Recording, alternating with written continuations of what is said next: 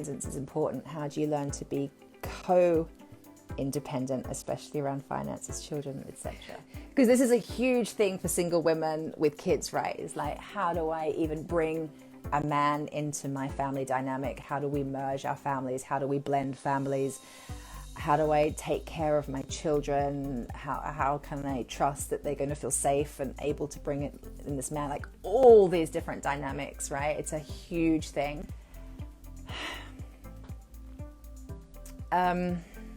It's such a big question. I totally get it. And I experienced that as well. I will never ever forget when James and I agreed to move in together. All my stuff came up, all my fears came up around finances, around having separate finances, together finances, my child blending with his children. Will my child feel loved if I'm sharing my energy with a man? And what I came to know is, again, like speaking to this abundance mindset, so moving away from scarcity into abundance. When we can plug into that energy, there's more than enough of everything for everyone. There's more than enough of everything for everyone. And there's more than enough time for everyone. There's more than enough love for everyone. There's more than enough money for everyone. And when you attract in your next level empowered man, that empowered masculine, you two together will be able to have these big conversations, and you will both be self-aware enough and healed enough.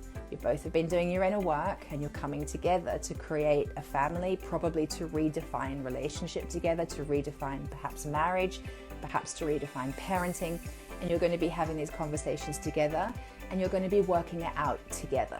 So this isn't another thing to figure out on your own. This is a piece where, and I had to do this, I journaled the crap out of all of my fears. All my stuff came up when I was moving in with James. We rented together first for a couple years before we bought this house. And like I said, my stuff came up, I journaled.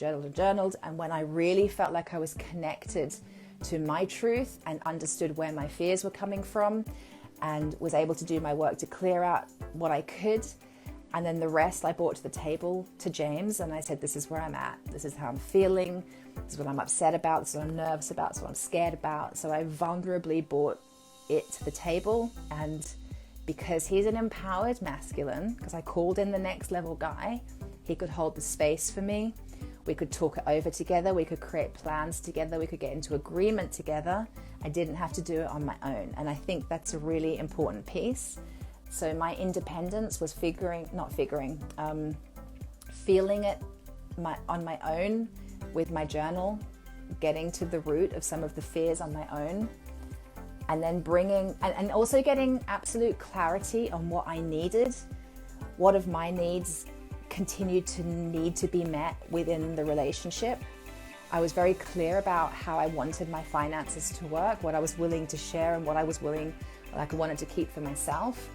I was clear on my desires. I knew what I needed, and I brought that to the table as well.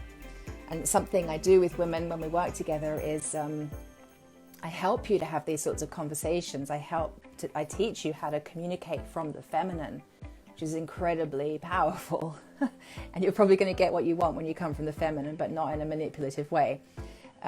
So I can help you with that masculine feminine dynamic of communication. But please know you don't have to do it on your own, and you can retain your independence within a relationship, because he wants that too. You know, an empowered man loves his independence as well, just as you do. And you're bringing these two independent, like solid selves into a relationship to stand side by side. Yeah.